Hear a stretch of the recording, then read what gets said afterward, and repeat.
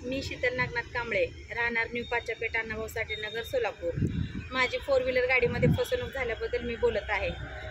मी 4 wheeler गाडी अक्कलकोटचे राहणार किसन जाधव व नागेश जाधव यांच्याकडून 2022 रोजी मी घेतली होती आणि 2007ची गाडी असल्यामुळे मला त्यावरती लोन झाले नाही।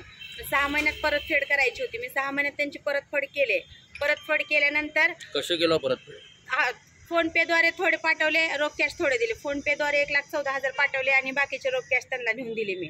आणि काय थोडे पैसे ते लोक माझ्या घरी येऊन घेऊन गेल्यात। आणि 1.5 वर्ष गाडी माझ्याकडे होती।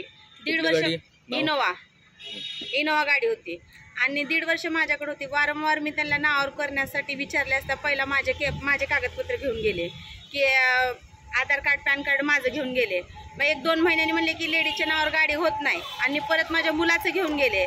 मुलाचं घेऊन गेल्यावर पण तसंच टाळामटाळ केले। RTOला गाडी पण घेऊन गेले आणि मुलाला पण घेऊन गेले, पण तिथं काय साहेब नाही रजेवर आहेत म्हणून आम्हाला वापस पाठवून दिले। मग मी गाडीसाठी वारंवार विचारत असताना आम्हाला कोर्टापाशी म्हणलं नोटरी तर करून द्यायला पाहिजे आम्हाला गाडी। मग नोटरी करायसाठी कोर्टापाशी पण घेऊन गेले। मग तिथं पण म्हणले की तुम्ही गाडीला खर्च केलेला आहे आणि मालक जास्त पैसे मागत आहे, त्याकरता एक 8-15 दिवस तुम्ही थांबा, मी परत नोटरी करून देतो म्हणले। मग तिथून गाडीचा AC पूर्णपणे बंद पडला। मग मी सोलापूरमध्ये 2-3 ठिकाणी विचारले असता त्या गाडीचा AC काय बनला नाही, गाडी एकदम जुनी असल्यामुळं। मग मी परत त्यांना विचारले गाडीचा AC असा पूर्णपणे बंद पडलेला आहे। मग त्यांनी काय म्हणल्या ठीक आहे मी बनवून देतो म्हणून डिसेंबरमध्ये माझ्याकडून गाडी घेऊन गेल्यात।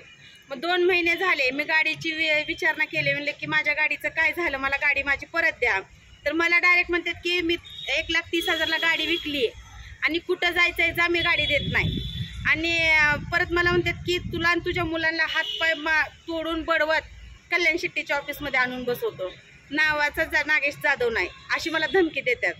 आणि सदर बाजार चौकीला कंप्लेंट द्यायला गेले, 15 दिवस मला त्यांनी पळवले।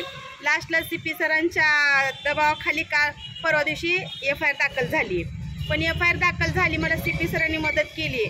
पण आता मी मीडियाच्या माध्यमातून एकच विनंती करते की लवकरात लवकर त्यांच्यावर गुन्हा दाखल त्यांना अटक झाली पाहिजे आणि योग्य ते मला न्याय भेटला पाहिजे।